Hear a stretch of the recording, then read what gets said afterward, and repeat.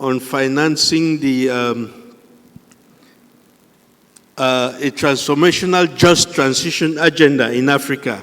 So the purpose of this session is to derive proposals for transformational climate finance instruments, mechanisms, and strategies that mobilize finances for a just transition in Africa to tackle climate-related challenges. The second objective is to map a practical roadmap to overcome challenges for Africa's transformational agenda in attaining effective structural change and sustainable climate resources. So this is a very important subject.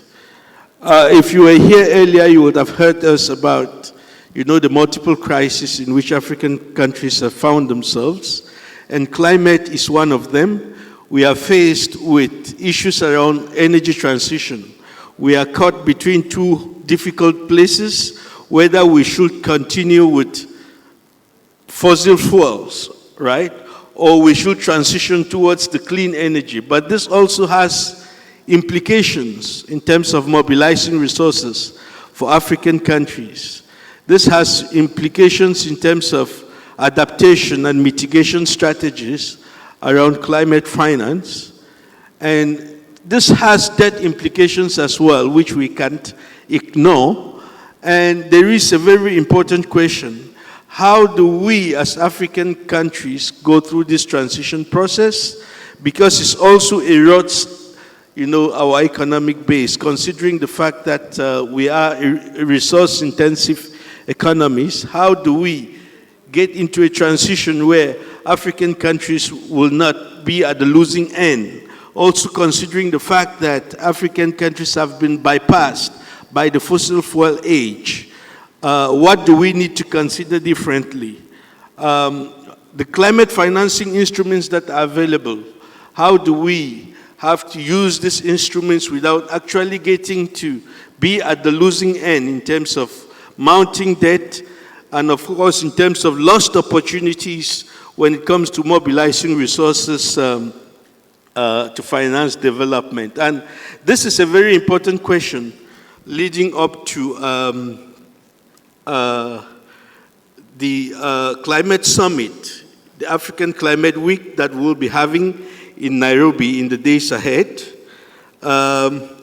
It is a very important question also as we are moving into the spring meetings, to the annual meetings of the World Bank and the IMF, which will be taking place in Marrakech in the weeks ahead. And of course, we'll be having COP23 later in the year. So to have or to look at this subject and to, of course, have discussions around this subject, we have a distinguished panelist that will see us through, and of course with a presentation as well, to see us through this subject, for us to be able to share our views and, of course, enrich our understanding of this subject. And to have this subject with us will be with Honorable Gladys Ganda, a member of Parliament from Malawi. Honorable.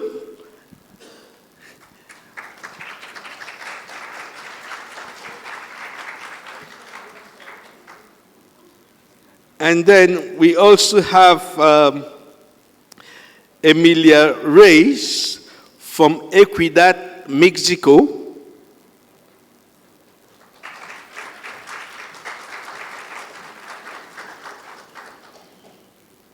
Then we also have a young, vibrant climate activist who is with Aphrodite, Afshin Nazi.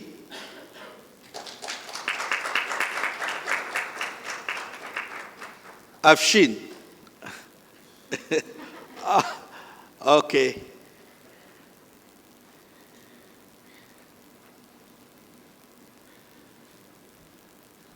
I almost thought you went out. Okay.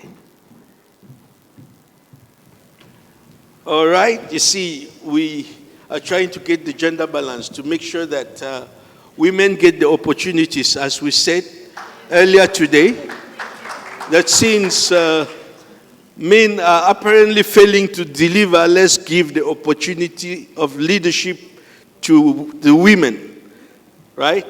And probably they will be the ones to lead us to the promised land. That is why we decided deliberately to have, a good number of women on the panel today. And to set the ball rolling, we are going to have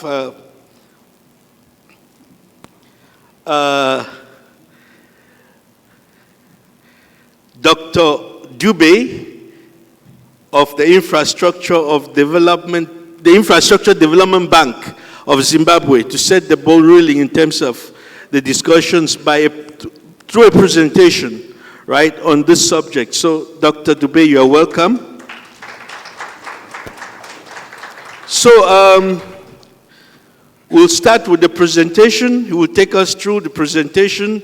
Then we have a round of questions for the panelists. And then we go back to the floor, for comments and questions. And then we have a round of response. And if we have more time, maybe another round of questions before we close for the day. So, Dr. Dube, over to you.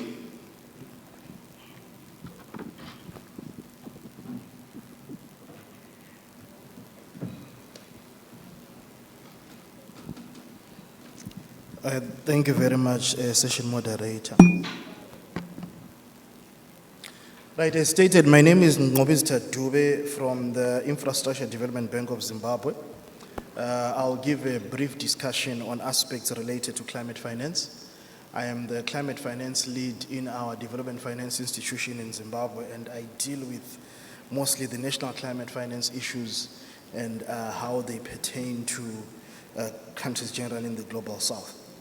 So I know the issue of climate change is generally an esoteric subject, but which is starting to get to the mainstream. And it is critical to highlight that when we discuss climate finance, we're mostly talking of general climate change management, which is split into 3 dimensions, which are the mitigation of climate change, that is the reduction of greenhouse gases in the atmosphere, the adaptation to climate change, accepting that the climate is changing and adopting resilient mechanisms that allow our livelihoods to be resilient to a changing climate, as well as aspects related to weather engineering and carbon sequestration. This touches directly on the carbon markets and the emerging climate economy. So what is happening? First, I'll paint a picture of what is happening regarding the financing of these 3 major dimensions. Then we'll look at the role of CSOs in this space, and then finally we'll consider topical issues that are critical for people to understand in this space. So the financing in the climate space for a long time has happened through government-initiated projects, but then upon the formation of the UNFCCC, we started seeing financing that comes directly from climate-related financing platforms. These are namely the Green Climate Fund, the Adaptation Fund, and the Global Environmental Facility. By far, the Green Climate Fund is the largest financing space, and it finances projects related to climate change management, which we normally call green projects, using either grants or loans. So the majority of problems that climate change causes in Africa are problems related to the weakening of livelihoods. Hence, it is essential to push dimensions that allow for the strengthening of livelihoods or resilience building. So most of our challenges are challenges that require adaptation-based financing. Now, the challenge with adaptation-based financing is it's very difficult to realize a profit from it. And adaptation-based financing is very similar to development financing. This is the creation of irrigation schemes, the boosting of rural livelihoods of the poor. You cannot really get a profit from this. So most of the financing has been moving towards those areas that you can easily derive a profit from. And this has been mitigation. Mitigation, the reduction of greenhouse gases, is argued to be a global positive Because when we reduce greenhouse gases in Senegal, it's also a positive for people elsewhere in the world. Whereas when we finance adaptation, it is a micro space that is benefiting only the rural farmers of Senegal. Hence, we start seeing a lot of financing flowing towards ideas of mitigation. That is the creation of renewable energy plants, the creation of different methods that sequestrate carbon dioxide. And most of the people who receive this financing because of the technological gap are people in the global north. So the argument is most of the climate change that we have is a result of the industrial revolution, which was perpetuated mostly by countries in the global north. So they have a responsibility to ensure that they finance the movement or the challenges, movement away from the challenges related to climate change. Now, they committed 100 billion annually towards this financing, though it has not been realized. But the situation at the moment is we still see more financing going towards those aspects that are directly in tune with the global north in comparison to those aspects that are directly in tune with the global south. So there is more financing going towards mitigation in the global state of affairs in comparison to adaptation. What does this mean? It means that there is less grant financing and there is more loan-based financing. So the natural presence of loan-based financing brings in the private sector. So there is an inclination from the African Development Bank to the World Bank to start moving towards financing climate change management from a private sector perspective, because it has been clearly noted that there are chances of earning profits from this. So we start having what is now emerging as the new climate economy. And there is a lot of hypocrisy sometimes in this, because the very same methodologies that have been resulted in total environmental degradation are now being called upon. That is the market system to come and save the planet, to come and bring in financing that will ultimately deal with the challenges of climate change. But in actual fact, they are pushing the idea of profiteering. So there's a lot of profit being made in the climate space. And financing has actually shown that it is possible to make a lot of money in this, and I'll talk about this a bit later.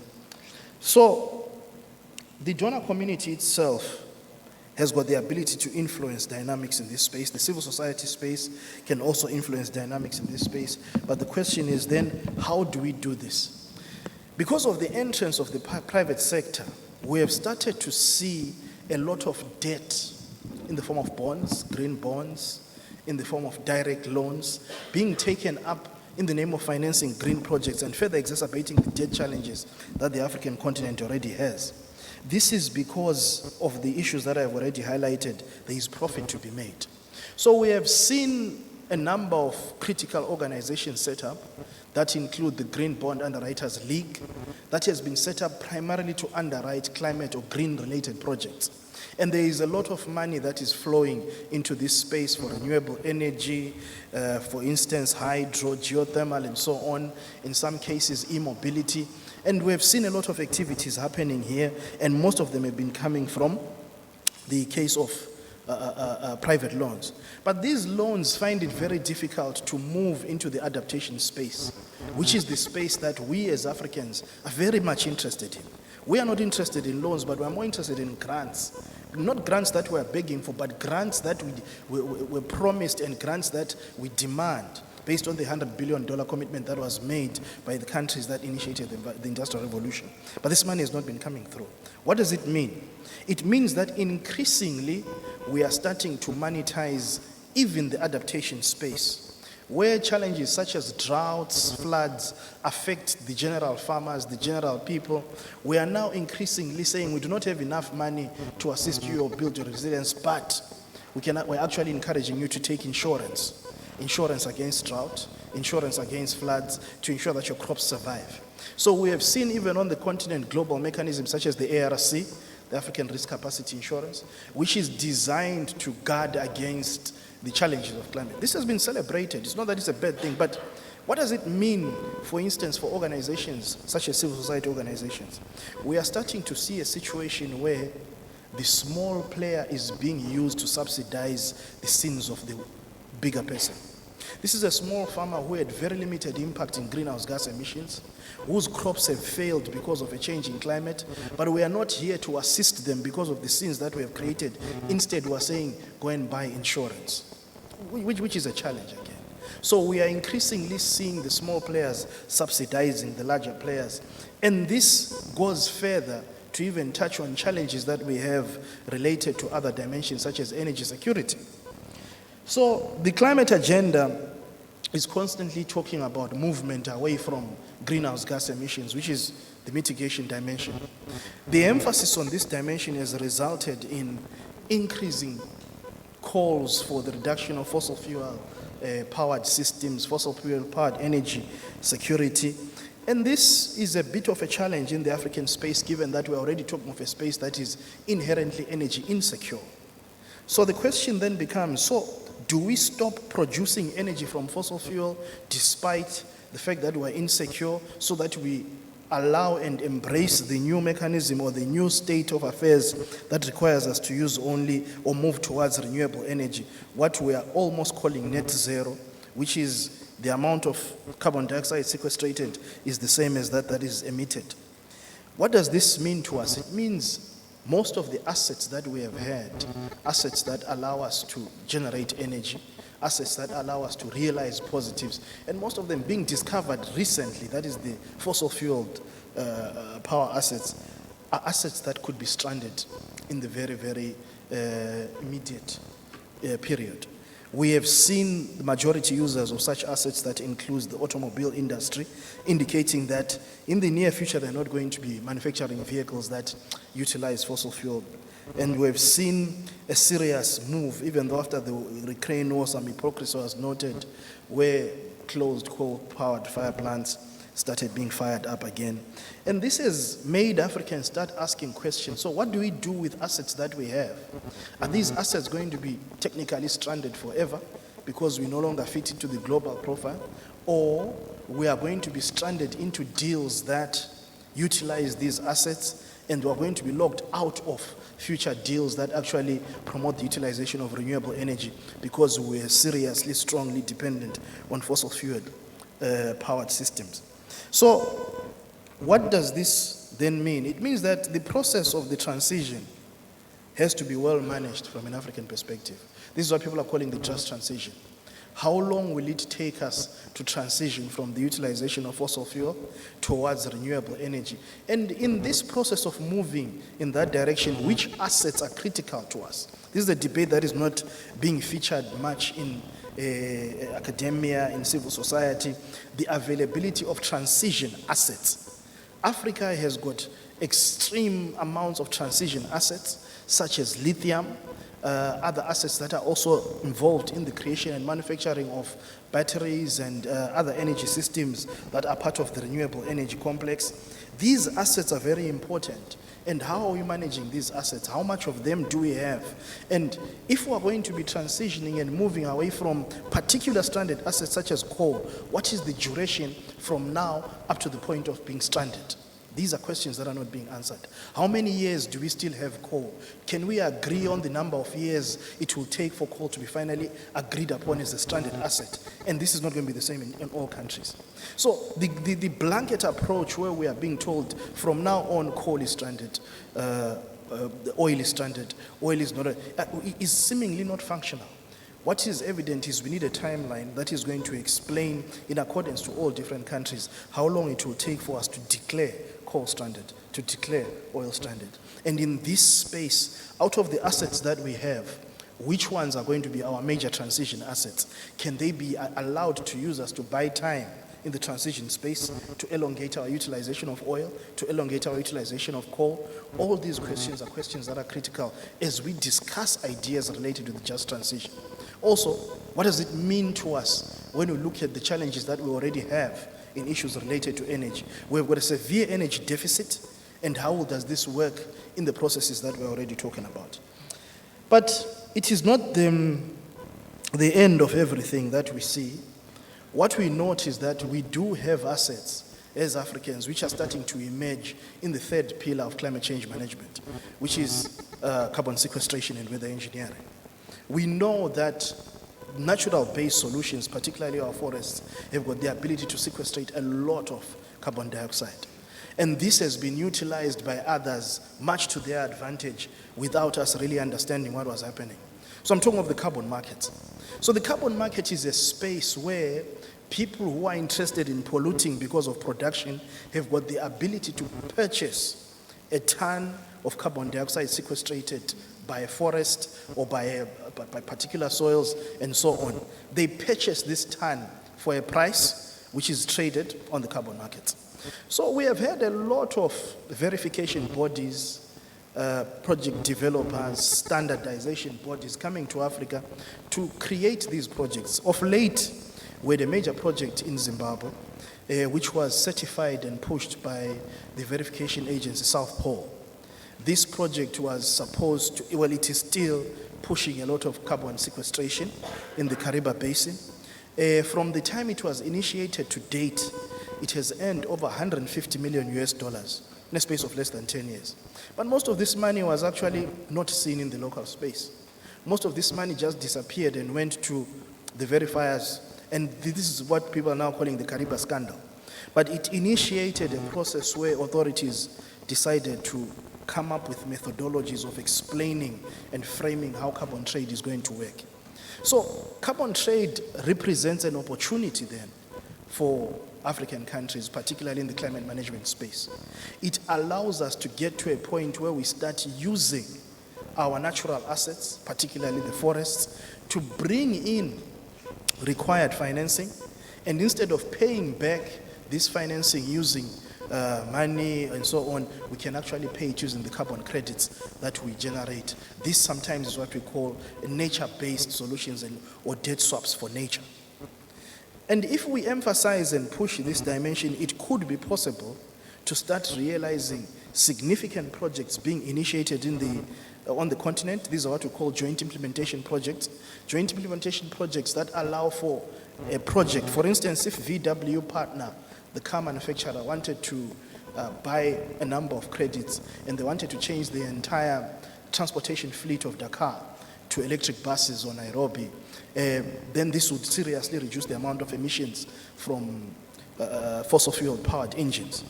They can actually bring in the buses at their own cost, bring in the systems at their own cost, and instead of having Nairobi or Kenya paying back this money, they can actually claim all the carbon credits that comes from this. So it's a fine line to explain how much the payment would be vis-a-vis the carbon credits lost, but the fact that we can now bring in financing and allow for projects to be created on the continent, we start seeing a situation where we are starting a climate economy that will be beneficial for the African continent as well.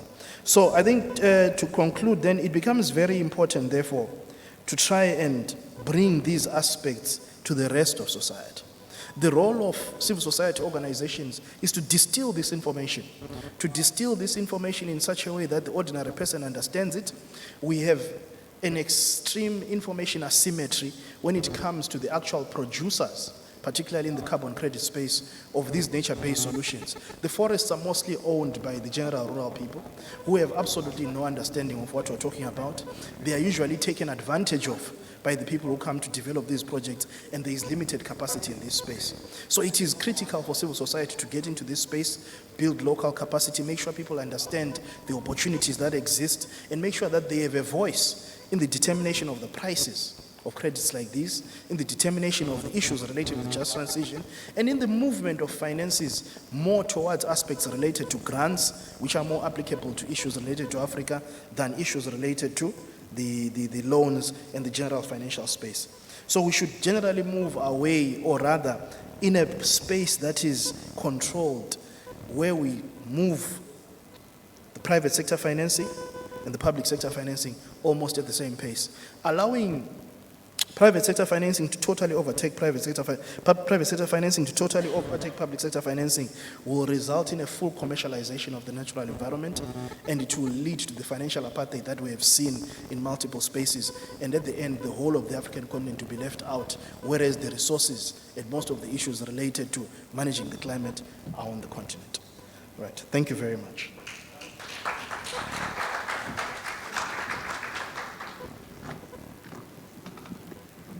Well, that was quite a lot to digest. I'm sure, even sitting here as a moderator, I am actually on a learning curve on these issues, and I must tell you, it's a lot for us to discover for the panel today. You have mentioned quite a couple of things, which I think I just need to highlight again very quickly in terms of loan and grant-based financing for climate, based on adaptation and mitigation, and what will be the proper options for us to consider. And of course, some of the commitments around climate finance that have not yet been met, the 100 billion you mentioned. Then the role of the private sector versus public sector financing, carbon sequestration, engineering strategies. And I think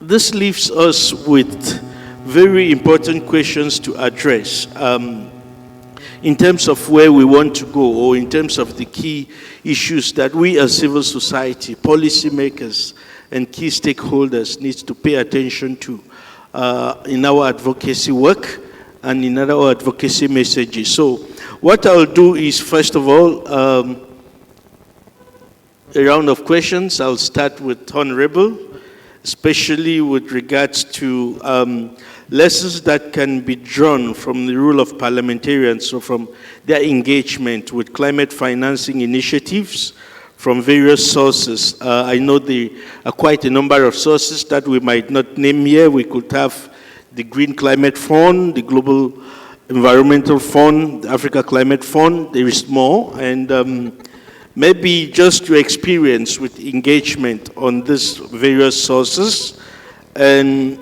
and what have been the implications, if any, and of course, what could be the best practices. I think it's a lot to ask, but I think we'll just want to hear you, your experience with the various instruments and the implications. Thank you so much, moderator, for for recognizing my presence. I'm not just a member of Parliament, but I also chair the Budget and Finance Committee of Parliament. Thank you. These issues are the ones that my committee do already handle. But before I get into the issues, allow me to thank Dr. Doe for highlighting the issues that he has highlighted. We are in a learning curve, and we've also learned a lot from the presentation. Before I get to the question you've asked me, allow me to say a few comments. The first one is to do with the fact that in most African countries, we are suffering from climate change effects, and that's not a secret. Mainly because we do rely on the agriculture for our economies. That's why any shock relating to climate change, we are affected. And also, let me highlight this statistic that according to the African Development Bank Economic Performance and Outlook, Africa debt is expected to remain high. And as I speak, last year the public debt was around 65% of the GDP for Africa, and for Malawi itself, it's about 70% of the GDP. So as Malawi, we are also affected with that. And you may also wish to recall that, yes, Africa, we do contribute little to the gas emissions, but in terms of effects, we are very much affected. And you may recall that we've had so many cyclones in Africa, and Malawi and Mozambique lately have been affected. There was Cyclone Freddy. In Malawi, it killed over 2,000 people. It damaged infrastructure, a lot of infrastructure, and it shows that the post-damage assessment that has been done, it shows that Malawi needs over $300 million to recover. So all these issues, you will see that at the end of the day, they will come down to having a lot of debt because of limited resources that we are having. It means we have to either to borrow or ask for grants to look into climate issues. Now, coming to the lessons learned. As Malawi, we've mentioned a few issues. Our funds that we have accessed. We've done green climate funds. We've accessed that, and also funds that that are related with climate finance. But what I've noticed in terms of the assessment as a member of parliament is there is need for more transparency and accountability. Parliamentarians should ensure that climate finance initiatives are transparent in terms of funding sources, allocation, and utilization. You will notice that you get a grant, and those grants are specifically meant for adaptation measures for the rural communities.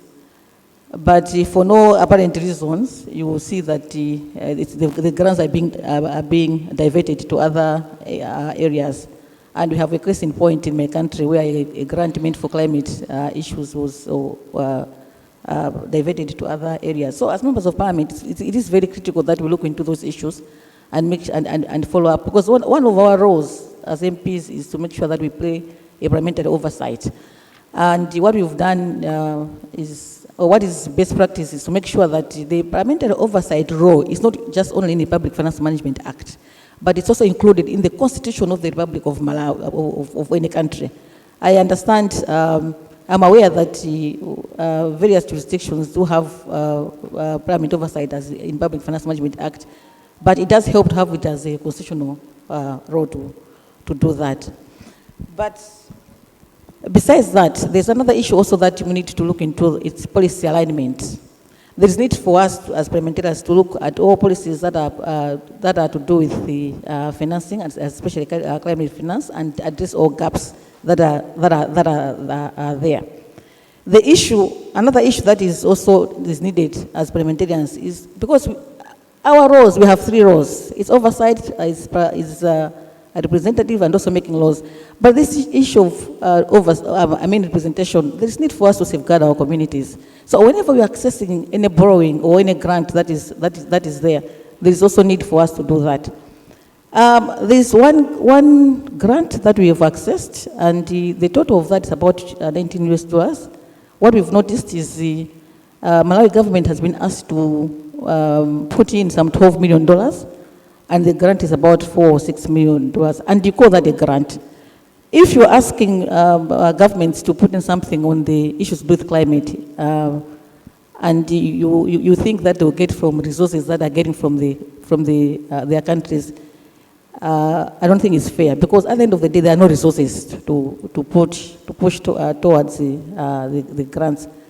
So as MPs, when these issues are brought into Parliament for discussion, there is need to look at the nitty-gritties. What is it? Are there the grants? Or probably there's an element of our own governments borrowing from any lenders. Because at the end of the day, there are no domestic resources that are mainly planned for for loans. We are borrowing externally. And if you borrow externally, you know the risks that are involved in that borrowing. Apart from just having debt distress, you're talking of countries that don't have much forex. As I'm speaking now, we have the challenge of fuel in our country. We've got the kwacha, but we can't purchase the fuel because of it needs foreign exchange. So anything that we are doing in Parliament, there's need for us to seriously look into the nitty-gritties. What is it? Is it a grant, or there's an element of funding that is involved? So let me stop there for now, and I'll come in later. Thank you. Thank you, Honorable, for the submissions, especially with regards to the question. And one thing I picked on it is about projects, it's about borrowing, right? It is about the debt risk, of financing climate for African countries, and a heightened one also taking from the presentation that Dr. Dube made earlier, given the fact that there's a lot of market-based approach to this. Maybe we can proceed, maybe just before we go back to Honorable, let's talk to Afshin. What have been the resource mobilization and debt management opportunities, and probably the challenges that have been arising from climate innovations in Africa. Of course, the pro and cons of these issues is something that I think maybe you just want to take us through.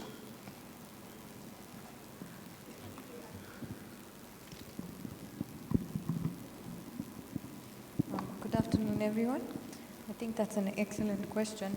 I think the biggest climate finance challenge that we are having as a continent is the vast climate finance we actually need. Up to 2030, there's a $3 trillion bill for the entire continent, which comes to about $250 million annually. And what we are receiving from developed countries is a mere around $30 million annually, which is roughly 10% of the amount we actually need. So as Dr. Dube pointed out, we rely on borrowing a lot. So over 70% of public climate finance actually comes from borrowing. So it's quite clear that the climate change crisis and the debt crisis are inextricably linked. So as the climate crisis worsens, the debt crisis worsens, and vice versa. So the other challenge is the instruments we are using are not generating enough climate finance. For example, academic discourse is bringing to light things, issues with debt for nature swaps, sustainable bonds. On sustainable bonds, for example, academics are saying that it's promoting the global debt and financial architecture, which is already flawed, and we are continuing to support a system that's flawed because those bonds are based on credit ratings, which are skewed against the global south. Another issue with these bonds is everything green sounds good, green bonds, green this, green that, but is green really a good thing? Let's examine let's examine the real impact of the green thing. So, for example, green bonds, they are a fancy way of saying more debt. So the argument is that climate investments, the funds that are gotten from these bonds are generally invested in climate investment projects which do not guarantee revenues. So we are taking more debt, putting it into climate investments that are not necessarily going to give us more revenue. So we are risking debt, even further debt distress. So in light of these, it is my considered opinion and my proposal that we should be using environmental taxation more, because it is an untapped tool for the continent. Although we are seeing increased uptake of environmental taxation on the continent, there is still a long way to go. Then why am I arguing for environmental taxation? The literature on environmental taxation and debt on Africa is almost none, but there are some ex-ante studies based on a European context which suggests that an increase in environmental taxation coupled with a decrease in income taxation would result in a double dividend by reducing debt to GDP ratio. So you would have both environmental and economic gains. So of course this is in a European context. We have to bring it home to the African context. And this poses the question of what environmental taxation should be for Africa. Considering that our emissions are low, we don't necessarily need carbon taxes. There are many different types of taxes. We can look at taxes in pollution, resources, energy, transport. There's a wide space. One of the pros of environmental taxation is the flexibility. You can impose there's flexibility with the rate, there's flexibility with the taxpayers, there's flexibility with the sectors, the revenues. They are so flexible, you can modify them and control their impact. Another thing is that not just environmental taxes, but tax in general is a very powerful tool to bring about societal change, not just for the climate crisis, but also we've seen historically, for example, after the world wars, how countries started using solidarity taxes, wealth taxes to rebuild. So we are in a crisis again. Why can't we use environmental taxes? Because they take into account both environmental and fiscal objectives. So they're addressing both the finance part, the debt part, and also the climate part. And because this is a relatively new area, I can give an anecdotal example. If you look at South Africa's carbon tax, for instance, The current revenues from the tax are 1.6 billion rands.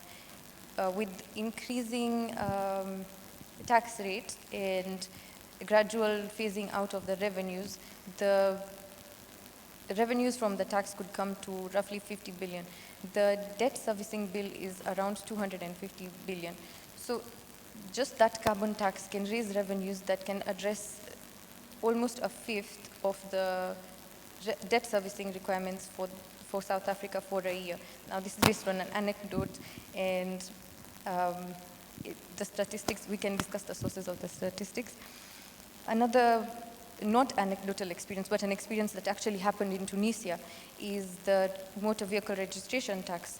So the tax was used to fund, the revenues from the tax were used to fund the ProSol project, which led to the increased uptake of solar water heating equipment. So the government ended up using less fossil fuels and saved $100 million. So this example demonstrates both the fiscal aspect, we are saving money, and the environmental aspect in terms of we are moving towards solar, we are reducing emissions, we are not using fossil fuels. Apart from that, another pro of environmental taxes is that you can control their impact. Because you can design them in such a way that the revenues go to a certain, I would not suggest directing the revenues towards a general fund. One of the main problems we have with environmental taxes in Africa is the fungibility of the revenues. We assume, we put everything in one basket. We're not using targeted, we don't have targeted use of the revenues. If you don't have targeted use, we don't have that controlled impact, this certain objective we want to achieve. Now, there are issues, those are the pros, which it sounds all good so far, but when we move to the cons, yes, there are challenges, but they're very navigable challenges. One of the challenges is public acceptance. So how can we gain public acceptance? It can be done through raising awareness on why we need the tax, how we are using the revenues, what are the impacts that are coming about, and it can also have an impact on investment. So the impact on investment is multifaceted and it will differ across countries and sectors. So it's difficult and perhaps even undesirable to give a blanket approach on a blanket view on how environmental taxation could affect investments. Another thing is regressivity, or how it could affect low-income households. So how we can address that is by recycling revenues to ensure that low-income households are cushioned from the impact. Also, it can also be done through the design. And then another factor to take into account is the revenue use. The revenues can either be used for debt servicing or towards issues such as climate adaptation mitigation, or according to the bespoke needs of the countries, or to reduce income taxes, though I do not think this is the right approach for Africa because of our tax landscape. Now, our tax landscape is a very broad conversation which could take time to get into, but yes, that's the general issue on the tax design. Finally, I think another opportunity based on environmental taxation is the fact that we could go for a regional solution because we have shared resources. And if we have shared resources, we bring our expertise from environmental ministries, finance ministries. If we can create an African voice, an African depository of information of how we're approaching the issue and things like that. But generally, considering that the debt, climate change, climate finance, all of these issues are interrelated, we have to consider that the environment and the economy are so inextricably linked, so we can't leave one out of the equation when we are talking about the other. We have to talk about them together so we get a holistic view. So I'll end by what Professor Wangari Maathai says. The environment and the economy are really both two sides of the same coin. If we cannot sustain the economy, we cannot sustain the environment. Thank you. I hope you can hear my natural microphone. Okay. Thank you. Yeah, I think that's quite a lot, Afshin. A deficit of 220 million US dollars annually, right? If it is 250 annually, and we're just getting 30, it means we are on a deficit of 220 annually. And I think this is a big problem, and this is where we start seeing another layer of problems on our current rates of indebtedness, right? Besides our development goals, besides the environmental issues that we have to deal with, right? Besides issues of energy transition, which erodes the fossil fuels, which are the basis of us mobilizing resources to finance our economy, is the issue of financing the transition, which is a very big one for us. And I think this is a very huge problem, another wave of indebtedness coming our way.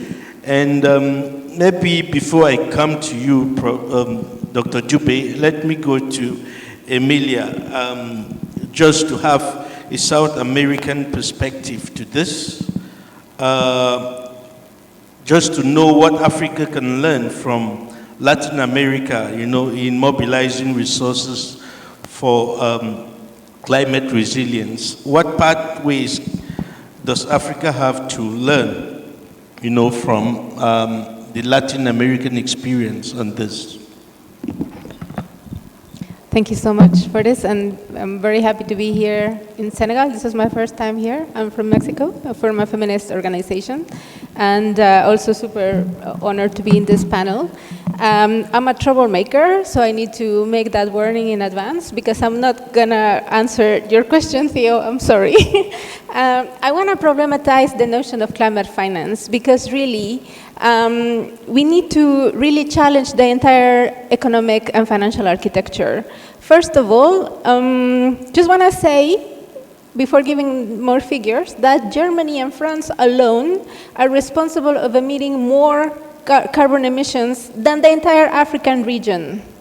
So that tells us a lot about who needs to pay, and it's not us. And I'm counting myself among the global South. So this is why I don't think Latin America or Africa, we can learn to. We need to fight together, because the responsibles are the people in the global North, are the governments, are the private sector, but also the citizens, because they are benefiting from all of the extraction and the colonial and imperial dynamics that they have imposed on us, and they are very happily saying, oh, we are the donors, we are so good to you, and I'm gonna give you the money, but you need to be accountable, and you need to report on it. No. They are the ones that are criminal and are destroying life in the planet as we know it. They are responsible for 92% of excess carbon emissions, 92%. And we are talking about us getting indebted, us suffering the impacts. No, they are criminals. They are endangering life in the planet, and they need to pay. So this is why we need to return, not ask ourselves, where are we getting the money? No, they need to pay. They need to pay, and they need to stop in their extraction, because that's the other issue that we're not seeing, because they are responsible. The global North is responsible of 72% of excess extraction of material resource use, and 60% of that is in the global South, meaning they are mining, they are draining everything that we produce for their consumption. So whatever we have, we don't use in our territories. This is why we have a deficit in access to energy, to electricity, to whatever, to food, to water, because the global North governments and citizens, they're using it for their benefit. So there's this tension, and this is where I just not only want to challenge the notion of climate finance, I also want to challenge the notion of we are in a climate emergency. We are in an environmental and ecological emergency. We are facing an ecocide, which is not only related to climate change. We have 9 planetary boundaries, 7 of which have been exceeded already. We have surpassed 7 of the 9 planetary boundaries, and the 2 most important that will leave us to collapse are, yes, climate change, but the other is biodiversity integrity collapse. And we are really, really way over the destruction of biodiversity. And how are we going to get into a moment of collapse? By mining. by promoting mega projects, as the climate change solution is telling us. Let's do the transitions for the global Green New Deals, the Green New Deals in Europe, the Green New Deals in the US. But those Green New Deals, what are gonna do is to mine all of our resources, all of our rare minerals from the global south. And they are telling us, oh, that's the new big business. You're gonna get rich by extracting the lithium and the everything. But you know, that is what is gonna be the end of our ecosystems, and that is what is gonna deplete all of our biodiversity, and the world is gonna collapse anyway. So these are false solutions. The green transition is a false solution because we are not considering the extraction and of this capitalistic system that is benefiting only the global north. So what we need to demand not only is that they need to pay, because this is not only about money, but it's also that they need to degrow. They need to start reducing their energy consumption, their overconsumption of everything, and they need to shift the way they live.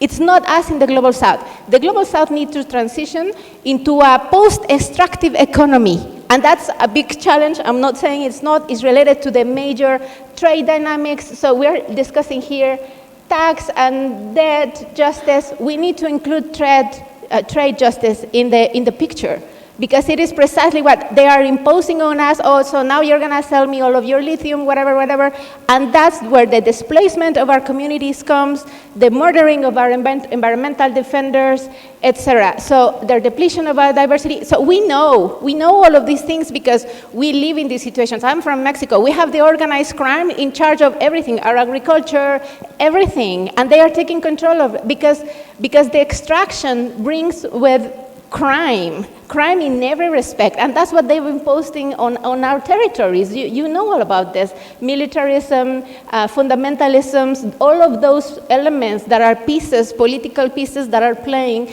so that the global north can impose on us these trade agreements, and then when we say we're not gonna give you any more our resources, they come with investor-state dispute settlements, and then our governments need to pay millions. So there is a compound of elements that we need to see, but I just want to say very clearly that it is not us, the ones who need to be after the money, and it's not a discussion of money. They need to pay, they need to be responsible, they need to degrow, and the other element that needs to degrow, that is happening in global north and global south, is the concentration of wealth.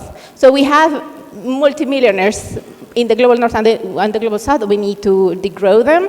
And the other element that needs to degrow is also the harmful sectors. So it's not only fossil fuels, it's also the luxury products that we know that the multi-billionaires are going to burn the 70% remaining of the carbon budget. So it's not us who are flying, the activists. It's not us. We're not going to lead the world into collapse. It's the multi-billionaires who are going to drive us to the extinction of life and as we know it.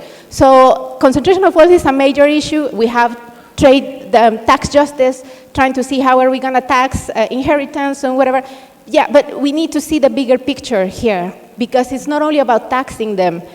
A colleague of mine in Asia, she was saying, what, are we going to tax fossil fuel industries and we're going to take their money and we're going to leave them keep on extracting? No. And the other question that we have is that, for instance, in Mexico, they're extracting lithium. With the war in Ukraine, the foreign countries came and tried to extract the lithium. And they started to murder our environmental defenders. So for a big scandal that happened in Mexico, the president of Mexico said, we're going to cap. And it's not a nationalization, but it's like we're going to cap the extraction for foreign companies, and they're not going to be able to extract any lithium in the Mexican territory. So what I'm saying is that these type of proposals on capping, like if Mexico has lithium, are we going to just give them to the global north so that they transition into fossil fuels energy to now the renewables, and they're going to SUVs and to fuel their excess type of style of life while we don't have energy? No. Are we going to assess our fossil fuels and we're going to assess our minerals for our own consumption when we need it in a rational way? And it's not because we want to get rich and now follow the example of the global north. No. We need to assess rationally and plan how much of these minerals are going to help our population, and then we leave the rest in the ground. Alongside fossil fuels, we need leave the rare minerals in the ground, because we need to be mindful of the entire composition of the ecological balance and not only thinking about carbon emissions. So I just want to problematize a role, because those activists in the climate change movement are calling for green transition, green solutions, market, and transition energy. It's like, no, your proposals are exactly what we don't need in the global south, because you are depleting our biodiversity. So we don't need just a transition of energy. We need an entire rethinking of our economic system, our lifestyles, and again, to reallocate responsibility to the global north. And they are the ones who need to deaccelerate. So it's not Africa. You need to use your fossil fuels. It's the same with your minerals. You need to use them.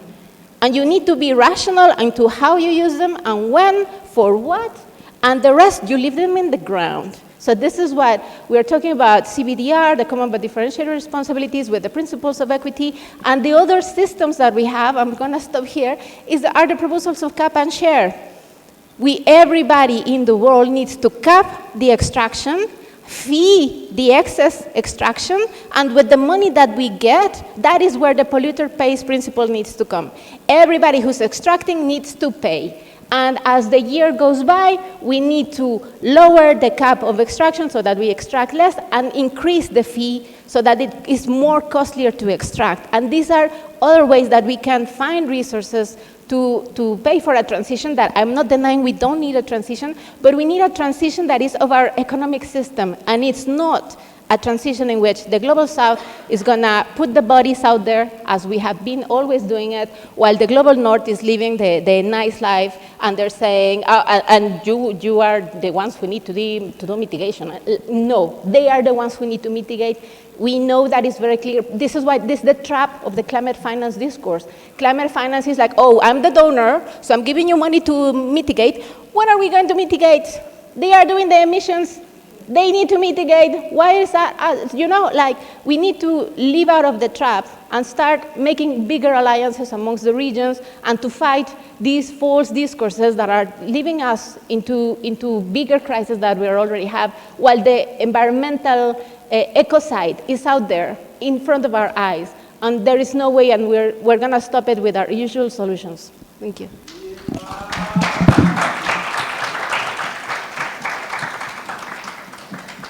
I was going to ask if you needed to take a deep breath before we continue.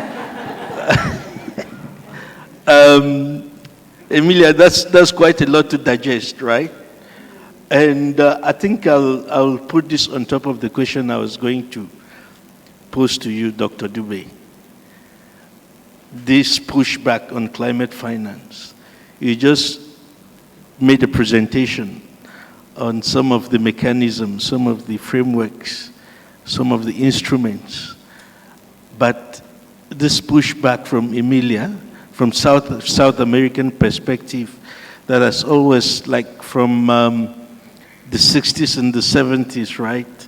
In terms of the development narratives, have always led this. I don't know, from your point of view, and considering the presentation that you made, where do you think Africa is supposed to stand with this pushback on climate finance?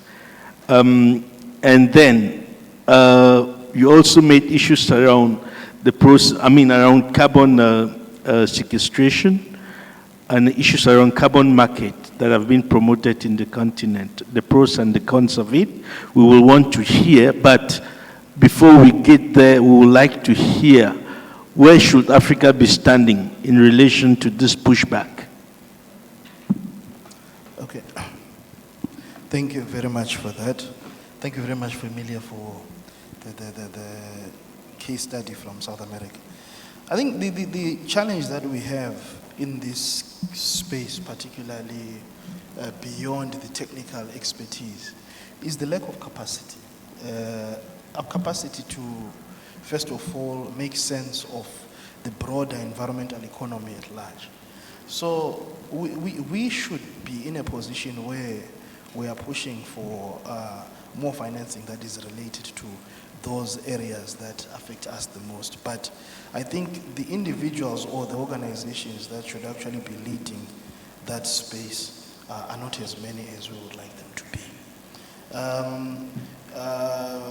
I know COP is going to be coming up. There will be a lot of participation in the civil society space. We're going to be, last time we were talking of the loss and damage fund. Now we're doing a global stock take. I'm not sure how much that is really well understood, particularly by the representative of civil society. So even if I were to say we should stand at this point, I'm worried that there'll be a few of us standing at that point. So we should try and have many more people coming to the particular standpoint that we have decided to take as Africans in this particular space. Right, on the on the side of the pros and the cons of the carbon sequestration, I think. Right, carbon sequestration. So this is technically not a new space. It has been available for quite some time, but the challenge is that it is again a space that is not well understood. So what technically is happening is it is a framing of the environment from a market perspective, where we are arguing that the polluter ideally is supposed to pay for their pollution. So individual companies or anyone who is involved in pollution ideally is supposed to pay a fine to their local environmental agency. This fine is usually very high. So in order to move away from paying this fine, they can go and claim that they have grown a number of trees in a particular forest that is actually sequestrating their carbon dioxide. Hence, they no longer need to pay that fine. So they realize that we don't need to grow these trees. The trees are already available in the Amazon, they're available in Africa. So if we can actually talk to these people to just keep these trees intact, then we have no problem of paying the environmental bodies, our environmental management agents. Now, what happened is there was a big challenge in certifying that for sure the trees were planted, the trees are being taken care of, and the trees have not been sold to mining company X and mining company B. So this brought in the global certification standards, which are the challenges that we have in the sequestration space. So you've got big entities such as Vera, such as South Pole, whose responsibility is certifying that for sure these credits are genuine, these credits are good. Gold Standard comes in to certify that these credits are good. All these certification bodies are from outside Africa. Not even one is really strongly working within Africa. So we cannot really talk about participating in this space until we have at least an African-based certification body that is saying this credit is valid, and because it is certified by us, it will trade by so much or for so much. The value of a credit is highly related to who certified it. So if it is not certified by Vera, if it is not certified by Gold Standard, then probably it is not going to trade for much. So the certification process is a process that is outside the continent. The project development process is a process that is within the continent, but the M&E and the management of the project is also outside the continent. You see? So we are not really participating in the major points that are going to determine how much we are going to get for our resources. And the final point is, after certification, these credits are supposed to be registered on a carbon registry, and then they go to the trading phase. Very few registries exist on the continent. And even if they existed, people would prefer to put their credits on particular exchanges that may be out of the continent. So on the critical points of the value chain in the sequestration economy, or in the climate economy, we are generally missing. We are only very, very visible on the nature-based solutions where we naturally produce the sequestration mechanisms, which will be the forests. Thank you, Dr. Dube. I'm sure there could be more disagreement if I were to go back to the to the panel on this, but I think it's time for us to just open up, maybe for the next 15, 20 minutes, to the audience. And please, when you pick the mic, maybe just your name, where you're coming from in terms of your organization, and to whom your question is directed to. So we have Ma right over there. Yes, you, Ma. Can someone get the microphone over, please?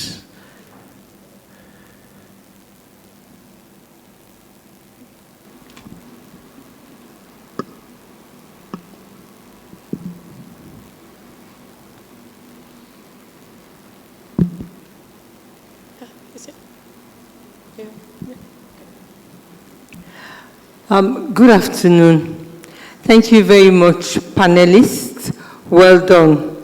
Emilia, I celebrate you. Thanks very much. I have two issues. The first goes to Honorable Gladys. You are my namesake. I am Gladys Branch, and I'm coming from Sierra Leone, and I represent the ITUC Africa. Honorable Gladys, you talked about the issue of safeguarding our environment. And at the same time, you made mention that funds provided are not utilized properly for what it is being provided for. Being the chairperson of the budget financing, what strategies have you put in place to ensure you monitor that this project financing that is coming goes to the direct funding, what it should be done for? What have you put in place, I want to hear, in order for us to safeguard the environment? Because in the environment, we have the women there who are suffering. They are in the street net, in the informal sector. They don't have structures, and they are out facing the challenge of climate change. So what are you doing? The second issue goes to Dr. Dube. Doctor, I hear you loud and clear, and it's been a concern. And Emilia has told us, clarified that when we look at Africa, we are not emitting enough to pay for the climate financing. But the issue is adaptation and mitigation. And you said it is so difficult for monies financing to go to areas of adaptation, which is our greatest concern. When we look at the environment is being taken away. Sorry, I'll have to be talking about women. Taken away from the women who do subsistence farming, and the lands are taken away from them from subsistence farming to extraction. They have to manage with the weather conditions. They don't understand. They need adaptation and they need skills transfer. So what's the alternative to ensure that funds for adaptation and mitigation is given? Thank you. Thank you, Ma. Any other round of questions? Yes. Thank you very much. Sophie Napo is my name, from Oxfam in Uganda. I'll stand up. I think you're trying to figure out where. Thanks a lot for the discussion, and pretty interesting, quite a lot to think about. But my concern around climate finance is the bit of tracking these finances. They come through in countries. I'll use the example of Uganda. Quite a lot is coming through in the country, and they say they're putting a lot of money in different sectors towards mitigation and adaptation. But you can't get your hands on this financing. You can't trace it. You can't track it. So you also lose the way of having the argument, because you can't easily find where this money is going. If you want to look at those most affected, maybe someone talked about the women who rely on the environment. Then we have refugees that are using a lot of the environment. And there are interventions to all this, but we can't track what this money is doing. And from the keynote, most of it is coming through as loans, maybe. So my issue is around how best can we track this financing that is coming to the global south and be able to make our arguments better. Thank you. To Dr. Dupe or to any of the panelists. I thought you wanted to direct your question to a particular panelist, or you're leaving it open? I'm leaving it open. Okay. All right. Maybe we'll take one question, then have some answers, and then before we come back to the audience. Yeah. Yes, sir, right behind. We'll come to you and to Madanya behind. Yes. Over there. Oh, sorry. A quick one to you, Theo. I'm from Bangirande. Why are we not talking, therefore, about the climate debt? And how do we effectively problematize this? What's Aphrodite doing to build a movement that can clearly articulate this idea that before we talk about markets, let's clear the issue of the climate debt, and let's repay communities that have taken care of these forests years and years before they were put up on markets that, as we can see, were only benefiting 2% of the billions that are coming up. So where is the climate debt as a core issue for Aphrodite and all of us within AFCOD? To you, Theo. Yeah. Thank you. Yes, maybe just a very quick answer. That is the question that we at Aphrodite actually want to engage civil society, right, to start having answers to these issues. And I think it's just last or year before last that we started on this subject, and we actually want many CSOs, in the economic justice space, to start working on this subject, because it's a very important one, which starts also with narratives, right? We need to start framing the narratives, asking some of the questions you just raised around problematizing climate, right? In terms of question of natural capital and artificial capital, your paper money and forests that have been growing for centuries and looked after by the indigenous population. This is something that we can actually achieve only if we start being part of framing that narratives, right? And I think that's why we're here, actually. So I think I'll start very quickly with the question around tracking and financing, which I think Honorable also to the question that was posed to you earlier. I think it goes the same regarding accountability mechanisms, to track and safeguard the resources to make sure that they actually contribute to preserving the environment. Thank you so much, moderator, and thank you so much for the questions that have been pushed forward to us. Let me firstly respond to the questions from my honorable namesake, Gladys, to do with safeguarding environment, and also what strategies have we put in place to make sure that we protect the resources that are always limited. The first things first, you are dealing with politicians. Let's be honest here. And we might be aware that politicians would want to do certain things that are not in the interest of the public for obvious reasons, for thinking of the next vote.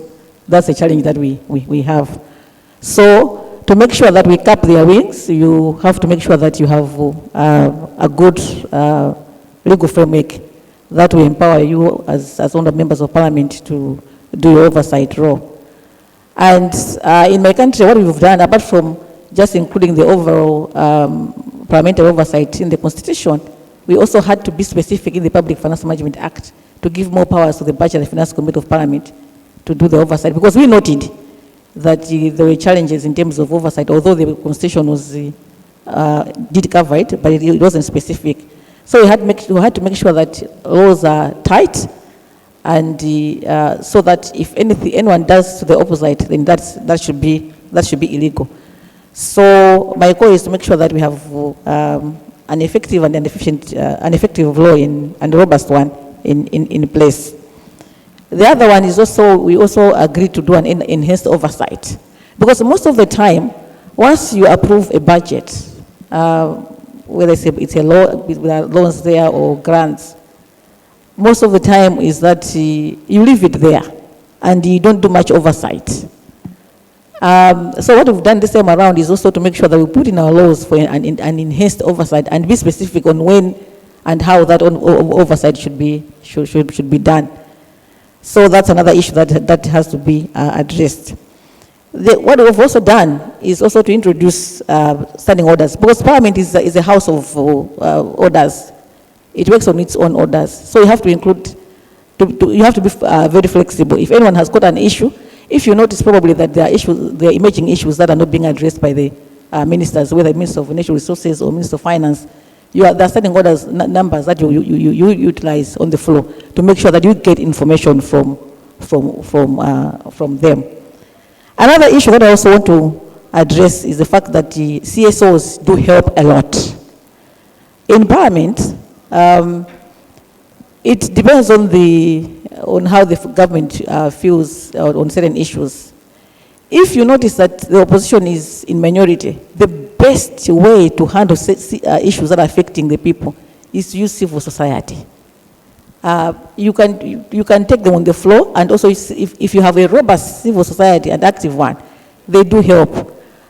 In my country, we've got like civil societies like Malawi Economic Justice Network. I think the executive member is here, and the executive director is also here. They do, and also we have tax justice members there, network members. I tell you, they have assisted us a lot in terms of handling issues. If they notice that as Parliament we're not doing enough, they do come to us and also make sure that they make people aware. Those are certain things that we do, and our own people that we claim to represent are not aware.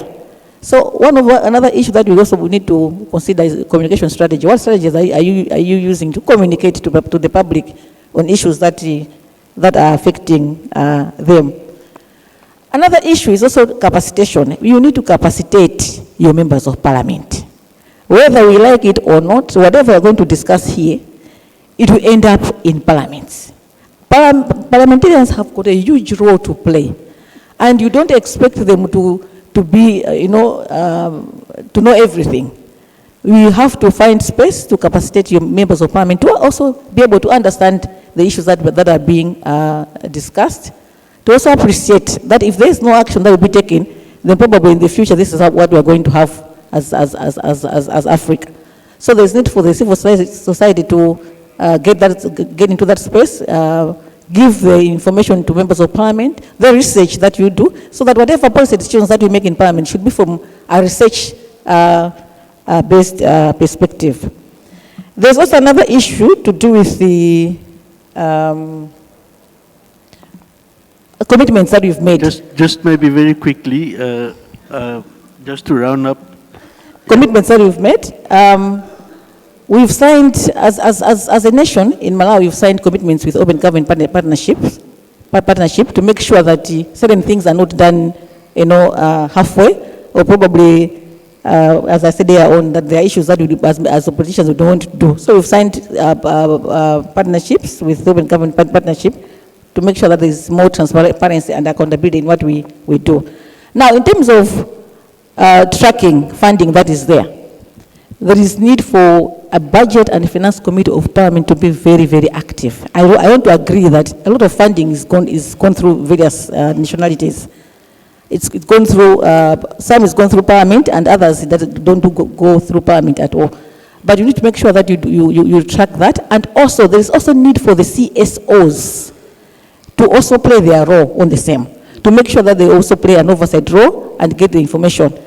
If I know almost in each and every country there's access to information, you should be able to get information from the executive arm of government and be able to track down all the loans or all the grants that are there. But you should know where to get the information from. So moving forward, use your members of parliament. The CSOs do also come forward to assist the members of parliament to make sure that we do a right role in terms of oversight. Thank you. Thank you, Honorable. CSO engagement and capacity building, very important. Yes, very quickly, Dr. Dubé, just on how can we increase that's financing towards adaptation. I think that was the question. Yeah, we need to have more continental bodies that are focused on climate finance. So we need to have more, the likes of African Development Bank clearly focusing on this dimension. Unfortunately, in the earlier meetings of the African Development Bank, the annual meetings in Sharm el-Sheikh this year, this was a major topic. But what the bank seemingly has already done is moved towards private sector financing. So we don't expect a lot of adaptation financing if that is the stance, but therefore we need to have CSOs clearly advocating to a critical institution such as the AFDB to ensure that we have adaptation-based financing. Yeah, thank you. I think that also starts pushing us back to Emilia's position. I think maybe very quickly, just two questions, please, and very snappy ones. Very, very snappy ones. Yes, Anna and our comrade from Nigeria.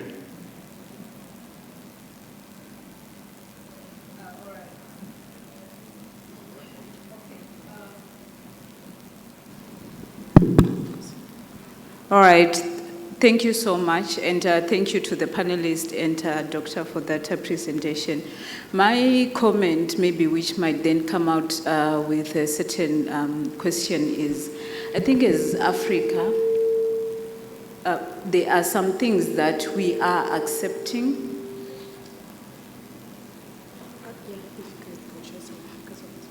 Okay, I'll try to speak while I'm standing. So I'm saying, as Africa, there are some things that we are accepting which shouldn't be, and we should actually come out maybe with an alternative to this. For example, the issue of pricing or costing, it could be of our resources or something. I'm an accountant by profession. I know maybe my colleagues as management accountants, if they have a pen, you know how they cost. They cost the barrel, they cost the ink, they even cost even the cap. You know, we can all write with a pen even if without the cap. But are we doing that to our resources? For example, if we are then doing the extractives, who has actually determined the cost of the gold? Are we even putting the cost of the ground and the cost of then returning to the ground maybe for so that it can be reused again? But we are not all putting that. That's why, you know, it's always said, we can take your minerals, they don't have value, and they go elsewhere, they are, you know, shipped elsewhere, and then when it comes, it's exorbitant prices. Because as Africans, we have not come to the table and determined the right cost of our resources. So for me, this is maybe where we need to start, to say this is the wrong pricing at all, because putting it under a certain machine for 2 minutes, then you already say that this code is now worth 5,000, 7,000, but you have not considered the true cost when it is below my ground. So for me, that's where we need to also start and consider. Thank you. Thank you, and I think that's a comment which falls within the dimension of the narratives, right? There was another comment or question right from behind there. We'll take our comrade there and ma'am there before we close. Very quickly, because we are moving into the next session. Thank you for the opportunity. Comrade Eche Asuzu from the Nigeria Labour Congress. Concerning the concerns raised by, especially from our sister Emilia, talking about how Africa is actually, a victim of this whole climate change issue. I think it's also important for us to find a way to mainstream the argument for debt, management to the issue of the climate debt. It's important that we are able to mainstream the two together. Because when you talk about the debt that we owe the Western, creditor organizations, what of the issue of climate injustice? We need to find a way to put it in figures so that when we are negotiating this other debt, we are also talking about this. In a meeting we had a few days ago, somewhere in Dakar, I also raised the issue of historical injustice. So together with the issue of climate injustice, we should also be talking about the injustice that was perpetrated through slave trade, through colonialism. All of that should be put in figures, and when we are negotiating about this debt, we should be talking about this other one. Thank you very much. Thank you so much, Camry. Yeah. Okay. Okay, let's go. Let's start with you. Maybe I'm just trying to reverse gentleman before lady, but it's fine. Oh, ma'am, do you want to make a comment? Thank you. My name is Thabamilifi from Botswana Council of Churches, also the founder of Botswana Stewards Youth Organization. Let me thank the panel so much for that information. I'm learned, I'm empowered. But I also want to know that do we have policies in place when it comes to issues of mining?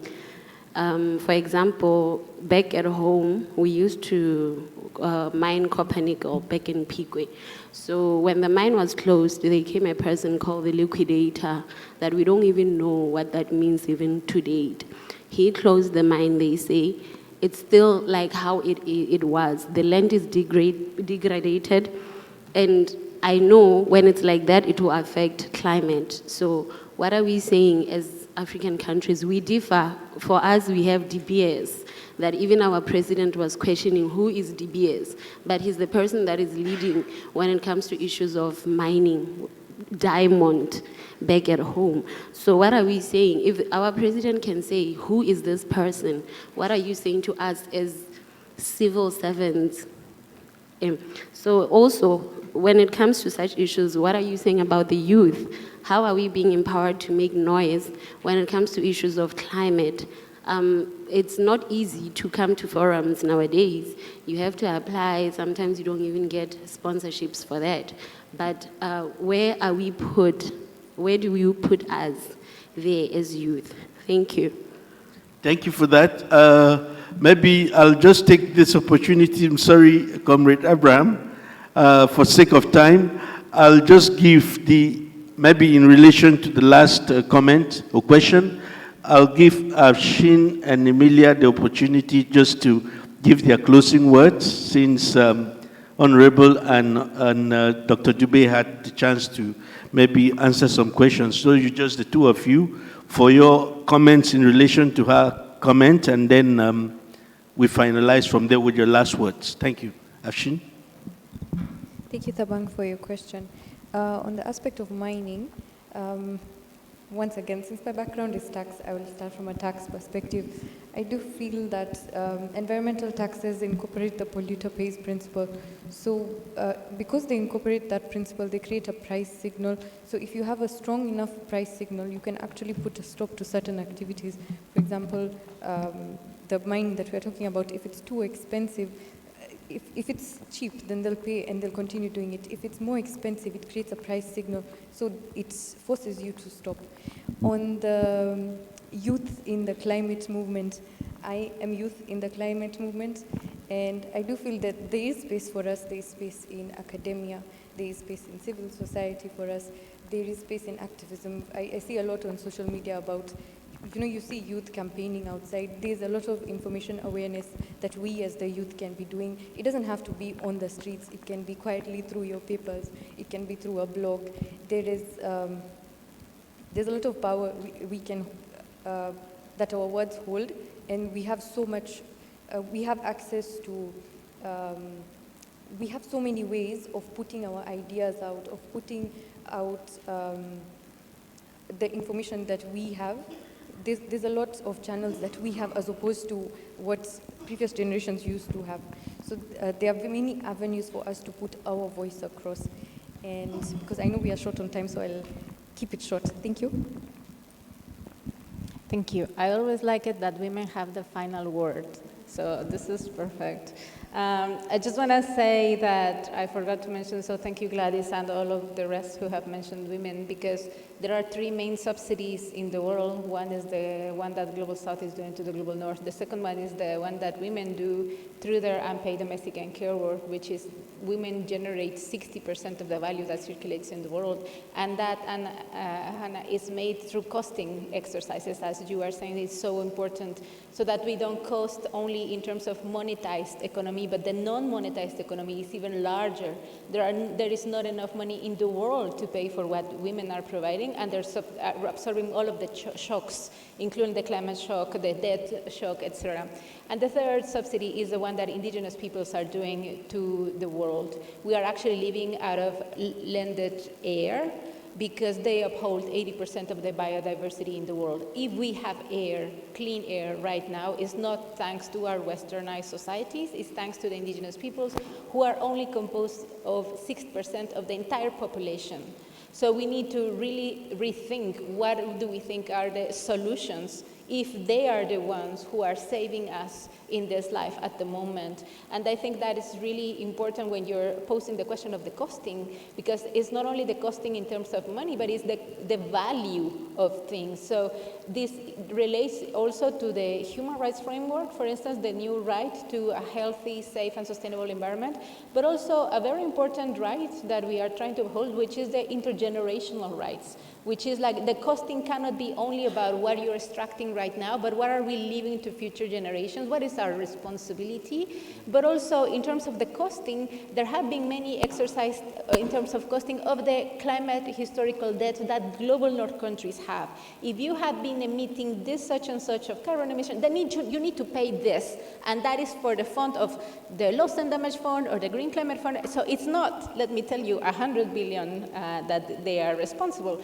And we're not even talking about the other sectors like the financial sector, who is pouring trillions of dollars every year in investing in fossil fuels. So that is another segment that we need to regulate that we're not taking into account. So I'm just saying this type of, I really like the invitation to talk about the historical debt, the climate debt, and to make that into consideration when global south countries are negotiating with global north countries, because they're only having a very narrow definition of what is the cost of things, and we have a very different experience. And our experience is the one on the side of life, on the side of justice, and on the side of fairness. Thank you. Thank you so much. But by way of closing, I'll just let Dr. Nzana just to make a comment before we just close. Thank you. I thought I gave two women the opportunity. Maybe this one, just one among three. I think it's not being unfair. Okay.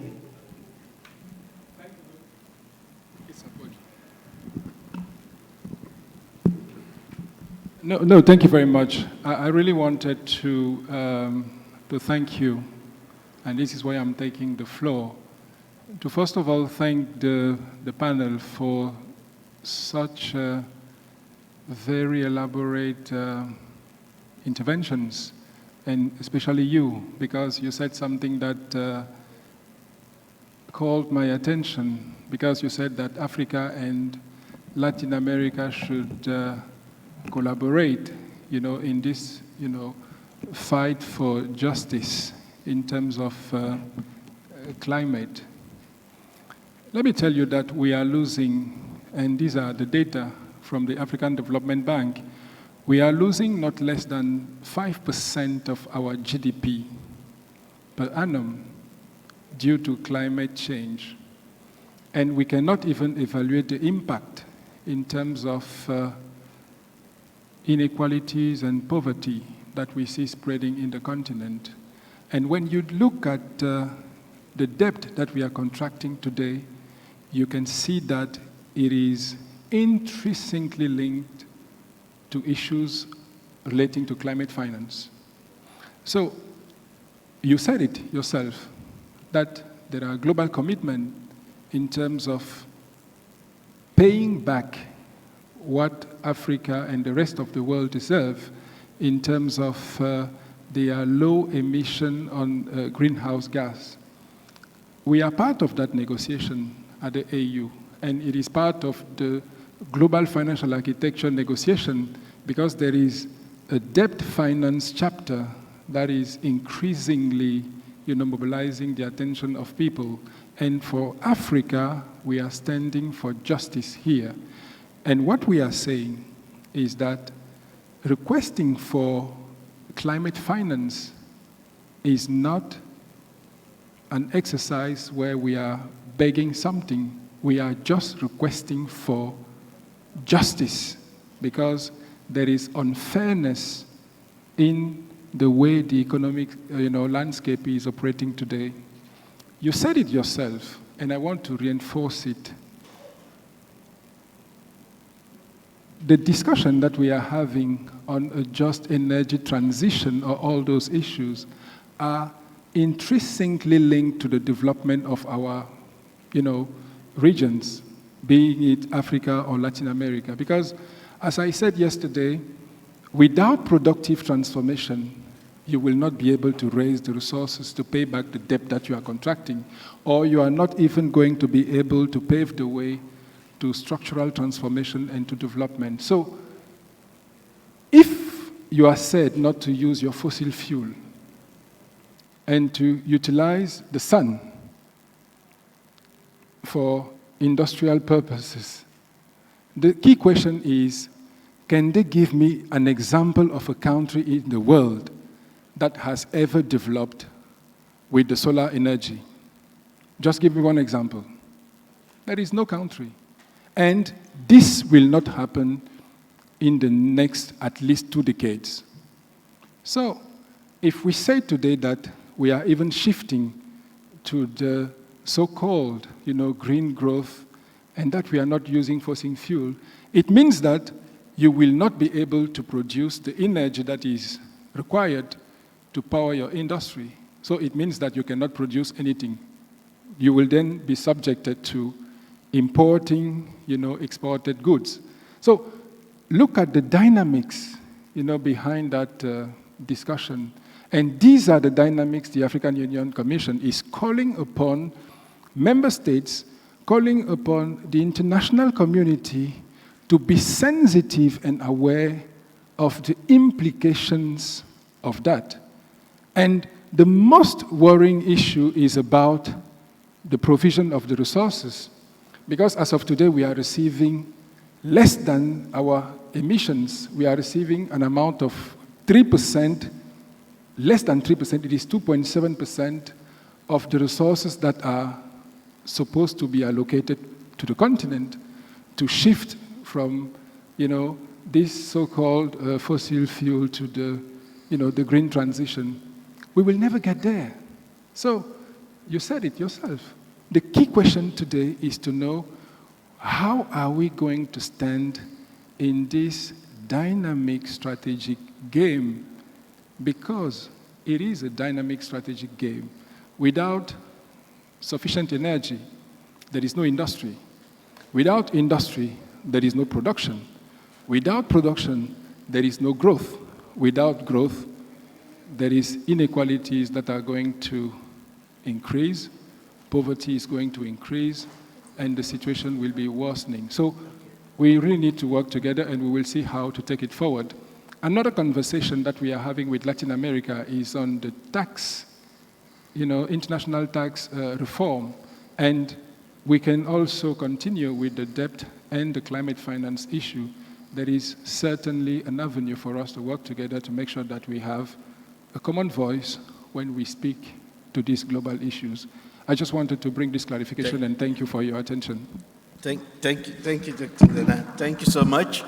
I must apologize for, I won't close, right? I must apologize for my poor time management, but I think this is a subject that is very pressing, a very important one. That's in the formative stage, and I think this is time for us to actually get into the debates before we get eluded by the debate. So thank you so much for the insightful discussions, insightful comments, and for coming. And just by way of closing, just to remind you where we should be now, there is an EITI section at Venue 2.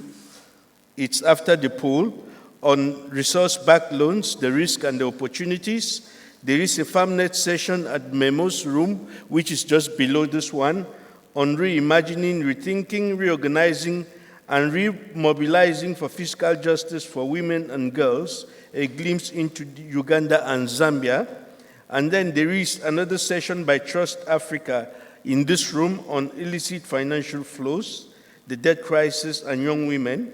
Then at Salon Ocean is the one just by the restaurant, driving equitable sovereign debt resolution in Africa, a model for global finance reform. So thank you so much for being part of this session. Thank you so much for the panel, for the wonderful job, and we look forward to seeing you again. Thank you. Cheers, Theophilus. Thank you.